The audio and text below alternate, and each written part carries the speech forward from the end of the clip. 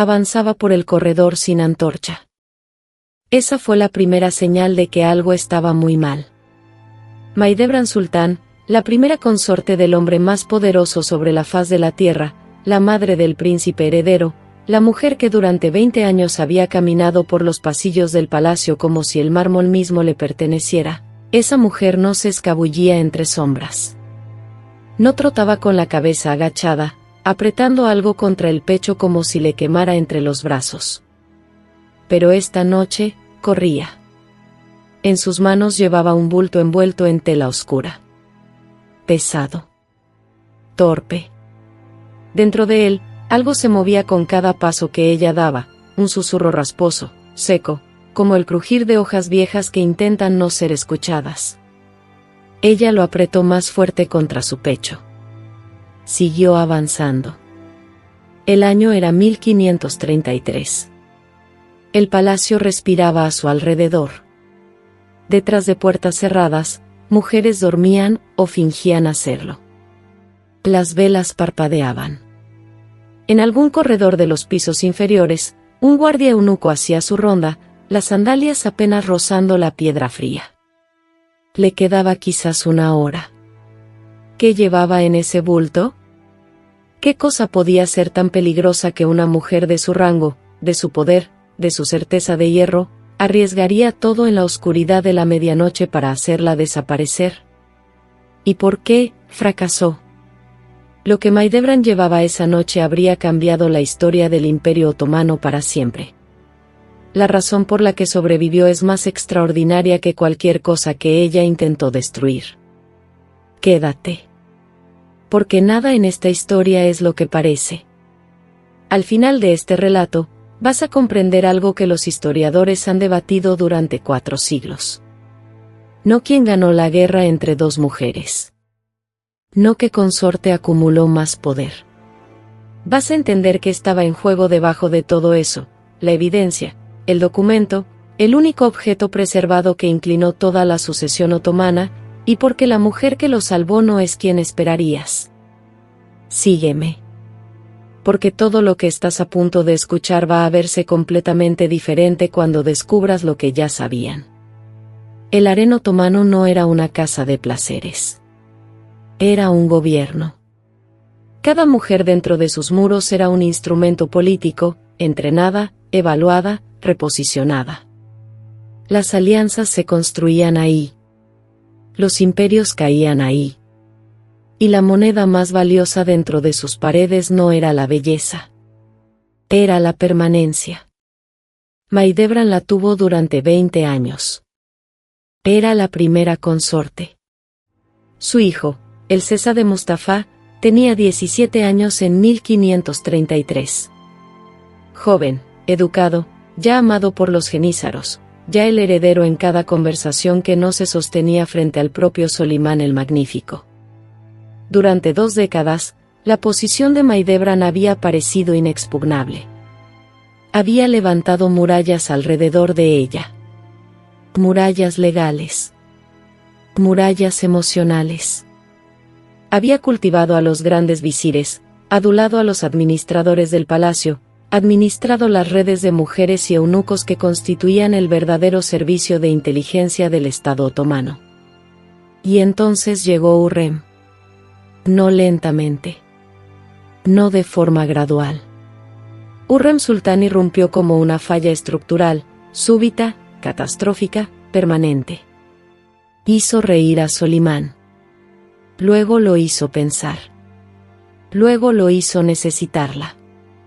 Aprendió a escribir poesía en turco otomano mientras todavía aprendía el idioma. Se convirtió voluntariamente al Islam. Se negó, de forma única, a ser una entre muchas, y Solimán, por razones que sus propios consejeros nunca pudieron explicar del todo, le concedió lo que jamás se le había dado a ninguna consorte, un matrimonio legal. Un sello.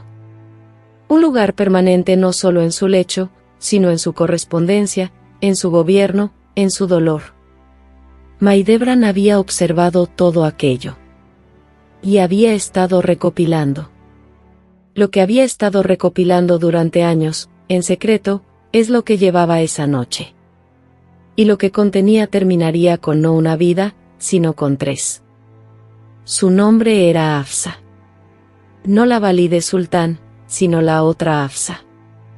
Tenía 43 años, una mujer circasiana que había entrado al harén en su adolescencia y nunca lo abandonó. Para 1533 ostentaba el rango de Kira, una de las intermediarias de confianza autorizadas a moverse entre el harén y el mundo exterior, llevando mensajes, realizando compras, facilitando la economía invisible que mantenía al harén en funcionamiento. Había servido a Mahidevran durante 11 años. Y durante los últimos 3 de esos años, había estado llevando registros. No registros oficiales. Esos estaban controlados por los escribas del palacio, por el diván, por capas de burocracia diseñadas para ocultar tanto como documentaban. Hafsa llevaba registros personales. Cartas que habían pasado por sus manos. Inventarios que contaban una historia distinta a la oficial. Recibos de regalos. Nombres de visitantes. Fechas de reuniones entre personas que se suponía no debían haberse encontrado. Los guardaba en una caja de cedro, bajo un falso piso debajo de su estera de dormir. No le dijo nada a nadie. No porque se estuviera protegiendo, aunque también lo hacía, sino porque entendía, con la claridad particular de una mujer que había sobrevivido 4 décadas dentro de una institución diseñada para consumir mujeres, que la información era la única forma de poder que no podía arrebatártele la violencia. Podías ser golpeada. Podías ser degradada. Podías ser casada con algún funcionario provincial y enviada a los confines del imperio. Pero lo que sabías viajaba contigo. La caja de cedro era lo que Mahidevran llevaba. Esto no era un robo. Era una recuperación. Hafsa se la había entregado, había presionado sus manos temblorosas contra ella 3 días antes, con ojos que ya habían tomado una decisión. «Van a revisar mi habitación pronto», había susurrado. Y Mahidevran había entendido, si esos registros eran encontrados en posesión de Hafsa, la anciana era hombre muerta. Pero si eran encontrados en posesión de Mahidevran, bueno. Mahidevran seguía siendo la madre del príncipe heredero. Algunas protecciones todavía se sostenían. Había planeado quemarlo todo. Ese había sido el plan desde el momento en que tomó la caja. Quemarla. Cada carta. Cada recibo. Cada nombre. Borrar por completo los 3 años de evidencia que demostraban que su rival había estado consolidando poder de manera sistemática, silenciosa y metódica. No a través de la belleza ni del encanto ni de la brujería, la acusación que ella misma había intentado hacer valer 2 veces sin éxito, sino a través de algo mucho más peligroso. Documentación. Hurrem había estado construyendo un expediente legal. No ante ningún tribunal. No con ningún sello oficial. Pero había estado acumulando, a través de Hafsa y de otras como ella, un registro de las interferencias de Mahidevran en las finanzas del palacio. Sus intercepciones de regalos destinados a otras mujeres. Sus comunicaciones privadas con comandantes militares que debían sus posiciones a la futura ascensión de su hijo. Si Solimán alguna vez lo veía, si alguien lo organizaba en una narrativa coherente y lo colocaba frente a él, el daño sería irreversible. Mahidevran necesitaba quemarlo. Estaba a 50 metros del brasero del patio cuando escuchó pasos. No un par. 3. Viniendo exactamente desde la dirección de donde ella había salido. Y uno de ellos caminaba con la suavidad particular de alguien que ya sabía exactamente a dónde iba. Su nombre era Nurbanu. Tenía 16 años. Mucho después, se convertiría en Nurbanu Sultán, la Valide Sultán más poderosa del siglo XVI, la mujer que correspondería directamente con el doge de Venecia como su igual, la que gobernaría el imperio de facto durante casi una década. Pero en 1533 era una muchacha que llevaba 18 meses en el harén y que ya había aprendido a ver en la oscuridad, de manera metafórica y literal. la había enviado Hurrem. Sin instrucciones explícitas, Hurrem era demasiado prudente para eso, demasiado consciente de cómo las paredes absorbían las palabras. La había enviado con un solo gesto, una leve inclinación de cabeza en la dirección que Maidebran había tomado, y una mirada que decía todo lo que Hurrem no decía en voz alta. Nurbanu había comprendido. Tomó a 2 de las sirvientas nocturnas, mujeres que le debían a Hurrem lealtades específicas y duraderas, y las siguió. La confrontación, cuando llegó, fue en silencio. Sin voces elevadas. Sin acusaciones. Maidebran dejó de caminar. Nurbanu dejó de caminar. Los 3 metros entre ellas se sentían como una habitación entera. En el corredor oscuro, con la caja de cedro apretada contra el pecho de Maidebran y el olor a humo de antorcha flotando desde algún rincón exterior, ninguna de las 2 mujeres se movió durante lo que pareció un tiempo muy largo. Entonces Nurbanu extendió la mano. No de forma exigente. No amenazante. Solo, esperando. Como si el resultado ya estuviera decidido y simplemente estuvieran ejecutando la formalidad final. Lo que ocurrió a continuación no está registrado en ninguna crónica oficial otomana. Los documentos de la corte del periodo no mencionan nada de esto. Los registros del harén, secos, administrativos, rastreando el movimiento de bienes y mujeres como entradas contables, guardan silencio absoluto sobre esa noche. Lo que sabemos viene de otra fuente. Una fuente que casi no sobrevivió. Lo sabemos por lo que Hafsa hizo a continuación. La anciana Kira, que había estado observando desde un umbral a 30 metros de distancia, que había seguido a Maidebran sin que ella lo supiera, que llevaba 3 días viviendo con el terror particular de alguien que ha puesto algo en movimiento y ya no puede detenerlo, dio un paso hacia el corredor. Y habló. La caja va con la Aseki Sultán, dijo. Su voz, según el relato que su propia hija escribiría décadas después, no tembló. Cometí un error al dártela. Te pido tu perdón. Maidebran se volvió y la miró. La traición en su rostro, incluso en la oscuridad, incluso sin testigos cuyo testimonio la historia preservaría, debió haber sido absoluta. 11 años de servicio. 11 años de lealtad. Y ahora esto. Hafsa no apartó la vista. Mi hija está en el harén bajo, dijo en voz baja. Tiene 12 años. No ha hecho nada. Te pido que lo recuerdes, pase lo que pase. Maidebran permaneció en el corredor un largo momento más. Luego colocó la caja de cedro sobre el suelo. Se volvió. Caminó de regreso por donde había venido. No corrió. Maidebran Sultán nunca corría. Pero tampoco miró atrás. Nurbanu recogió la caja. La apretó contra su propio pecho. Asintió una sola vez a Hafsa. Y desapareció en la dirección contraria. La caja llegó a manos de Hurrem al amanecer. Lo que encontró dentro de ella, lo que decidió hacer con ello, es donde esta historia se convierte en algo completamente distinto. Porque Hurrem Sultán no destruyó la evidencia. No la usó como arma. Hizo algo que nadie en el palacio esperaba. Algo que quizás salvó al imperio, y que sin duda salvó vidas, pero que le costó lo único por lo que había estado luchando desde el principio.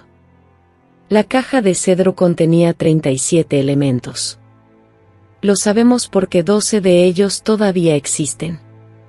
Se conservan en 3 archivos distintos, fragmentos en la colección del Palacio Topkapi, 3 cartas en un archivo diplomático veneciano, y lo que los académicos consideran la pieza más significativa, un libro de cuentas parcial, escrito con letra de mujer, actualmente catalogado en Estambul bajo una referencia tan árida que podría pasar invisible durante siglos más. Los historiadores han examinado estos documentos durante generaciones. La discusión siempre ha sido la misma, ¿qué probaban?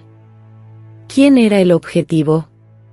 ¿Era un expediente contra Maidebran? ¿Contra su hijo? ¿Contra los comandantes militares que lo respaldaban? La respuesta, confirmada solo en los últimos 30 años cuando los fragmentos fueron cotejados entre sí, no era ninguna de esas cosas. El expediente era contra Ibrahim Pasha, el gran visir de Solimán, su amigo más íntimo desde la infancia. El hombre que había sido elevado tan alto, al que se le había dado tanto, en quien se confiaba tan absolutamente, que incluso sus enemigos lo llamaban Makbul, el amado.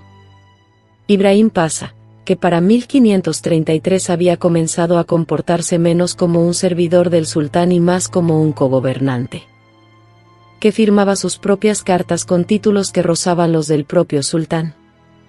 Que, según los documentos de esa caja de cedro, había estado manteniendo correspondencia con potencias europeas de maneras que eran, como mínimo, peligrosamente no autorizadas. Hurrem ya sabía lo de Ibrahim. Lo había observado durante años con la atención concentrada de alguien que comprende que su caída era tanto inevitable como explosiva. La pregunta nunca fue si Ibrahim Pasha sería destruido. La pregunta era quién estaría junto a Solimán cuando eso ocurriera, y quién sostendría la evidencia. Mahidevran tenía esa evidencia. O más bien, Hafsa la había recopilado, por razones que el libro de cuentas deja parcialmente en claro. Ibrahim había estado usando la red de Kiras para llevar a cabo algunas de sus comunicaciones no autorizadas. Hafsa, que comprendía el valor de lo que veía pasar por sus manos, había copiado lo que transcurría por su intermediación. No para proteger a Mahidevran. No para servir a Hurrem. Para sobrevivir. Para tener algo tan valioso que nadie tuviera razón para hacerle daño a ella ni a su hija mientras lo conservara. Casi funcionó. Ahora Hurrem tenía todo. Y aquí es donde la historia se fractura respecto a todo lo que esperarías. Porque Hurrem Sultán, la mujer que la historia pintó como implacable, calculadora, la araña en el centro de una telaraña de manipulación, no llevó esa evidencia ante Solimán. Se sentó con ella durante 4 meses. 4 meses en los que Ibrahim Pasha continuó conduciéndose con la arrogancia de un hombre que se cree intocable. 4 meses en los que Mahidevran observó a Hurrem y esperó que cayera el golpe, y no cayó. 4 meses en los que Hafsa y su hija vivieron en un terror suspendido, sin saber qué se había hecho con lo que habían entregado. Luego, en la primavera de 1534, Hurrem envió una carta. No a Solimán. Al propio Ibrahim Pasha. El contenido de esa carta no se conserva. Pero su efecto sí. Ibrahim Pasha, que había estado presionando por una campaña militar que habría requerido que Solimán abandonara Estambul durante 2 años, retiró de repente la propuesta. Comenzó a firmar su correspondencia con títulos modestos otra vez. Dejó de recibir a ciertos emisarios europeos. Había sido advertido. En silencio. En privado. A través de un canal que le daba la oportunidad de corregir su rumbo sin humillación. Durante 10 meses, aprovechó esa oportunidad. Luego olvidó. Y lo que ocurrió después, en marzo de 1536, cambiaría el imperio para siempre. Pero la razón por la que ocurrió cuando ocurrió, y la razón por la que existía la evidencia para sellar su destino, conduce de vuelta a una noche de 1533, a una caja de cedro, y a una muchacha de 16 años caminando en silencio por un corredor de palacio. Ibrahim Pasha fue ejecutado en la noche del 5 de marzo de 1536. Estrangulado mientras dormía en el palacio Topkapi, por orden del propio sultán. Esa misma noche había sido invitado a cenar. Solimán se sentó frente a él, comió, y no dijo nada. La decisión se había tomado semanas antes. Cuando llegó con el peso de la documentación detrás de ella, años de evidencia acumulada, debidamente organizada, presentada al sultán no como acusación sino como registro. El nombre de Hurrem no estaba adjunto a nada. La caja de cedro, para entonces, había pasado por tantas manos que su origen era prácticamente imposible de rastrear. Lo que Solimán vio fue simplemente la evidencia. Clara. Organizada. Devastadora. Actuó. Hafsa no sobrevivió para verlo.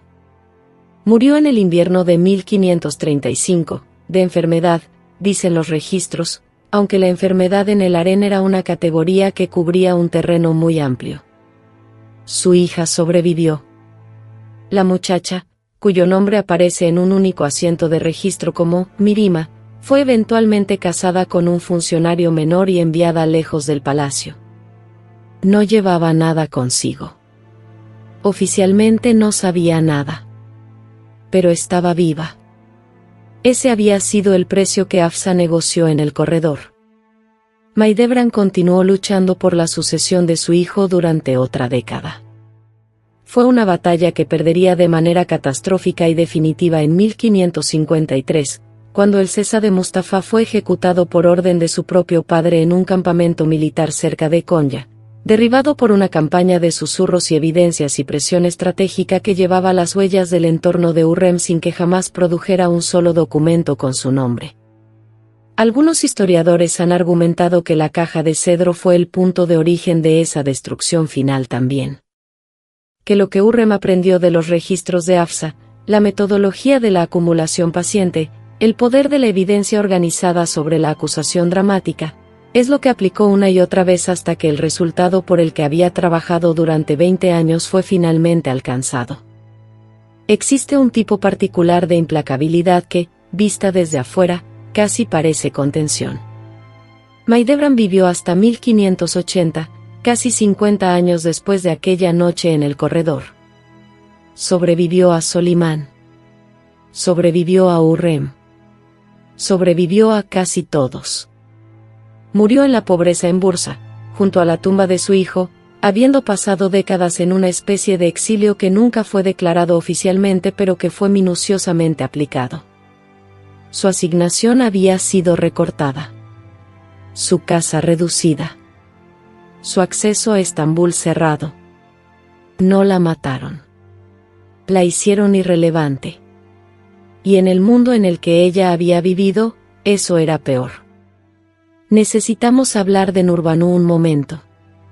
Porque Nurbanu Sultán, que tenía 16 años la noche que interceptó a Mahidevran en el corredor, creció para convertirse en el prototipo de todo lo que Hurrem había construido. Se convirtió en la valide sultán de Selim II. Correspondió con Catalina de Médici como su igual. Gestionó la política exterior otomana durante un periodo de inestabilidad peligrosa con una combinación de inteligencia, paciencia y dureza estratégica que sus contemporáneos documentaron con asombro. Lo había aprendido todo en un corredor. No de una lección. No de una mentora sentada a explicarle la mecánica del poder en el palacio. Lo había aprendido observando a una mujer elegir, en un instante silencioso, entre pelear o rendirse, y cargando esa caja de cedro de regreso a través de la oscuridad hacia alguien que sabría qué hacer con ella. La educación de las mujeres poderosas en el palacio otomano nunca fue formal. Se transmitía en momentos como ese. En el peso de lo que te pedían cargar. En el silencio de lo que no te pedían explicar. A través de su hijo Murad III, Nurbanu moldeó la sucesión. A través de la sucesión, moldeó el siglo. Los académicos que estudian el periodo a veces llaman a las décadas entre 1570 y 1590 la era Nurbanu, un periodo en el que la valide sultán efectivamente confirmó las decisiones del imperio mientras el propio sultán mostraba grados variables de interés en gobernar. Ninguno de esos historiadores estuvo en ese corredor en 1533. Ninguno sabe con certeza qué había en la caja. Los fragmentos que tenemos sugieren el panorama reconstruido aquí. Pero el panorama sigue siendo parcial.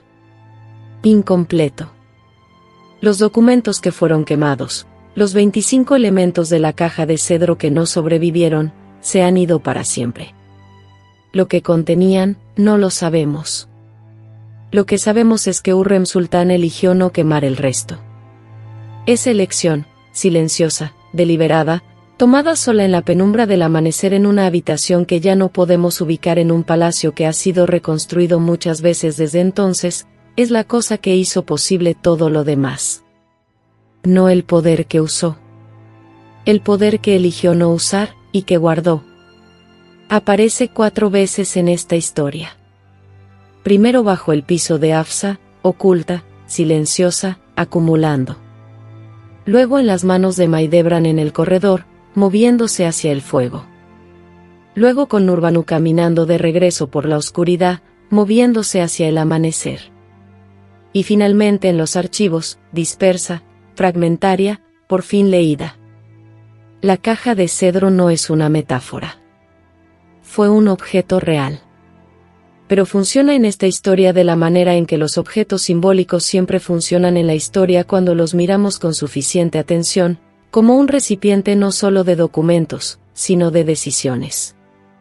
Cada par de manos por las que pasó tomó una decisión. La de Hafsa, al llenarlo. La de Maidebran, al tomarlo.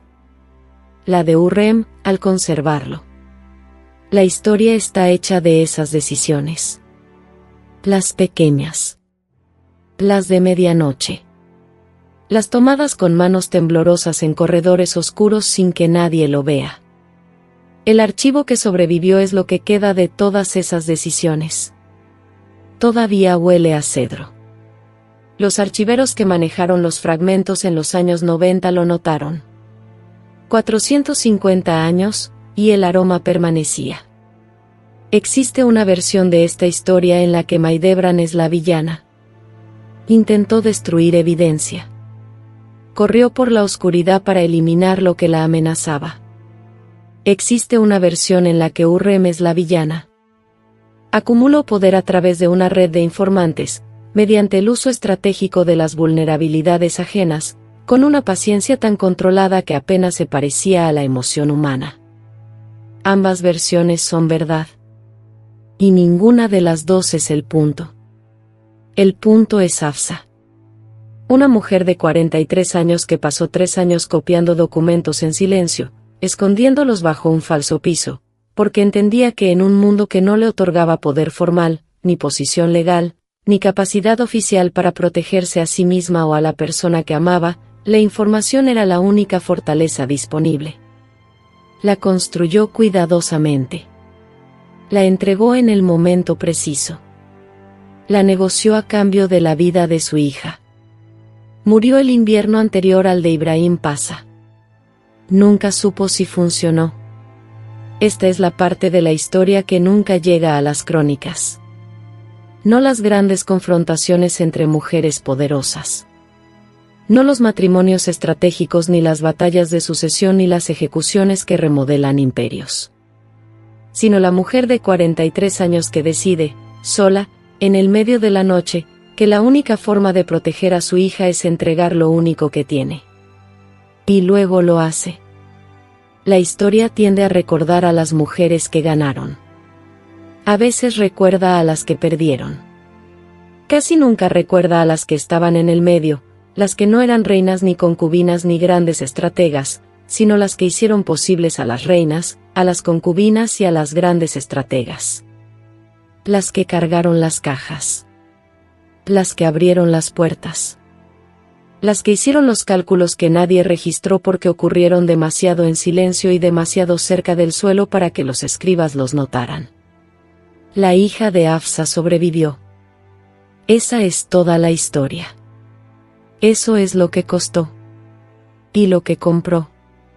¿Qué significa que la decisión más importante de toda esta cadena de eventos la tomó una mujer cuyo nombre solo aparece en un único asiento de registro del harén, y solo porque su hija estaba catalogada como propiedad del palacio?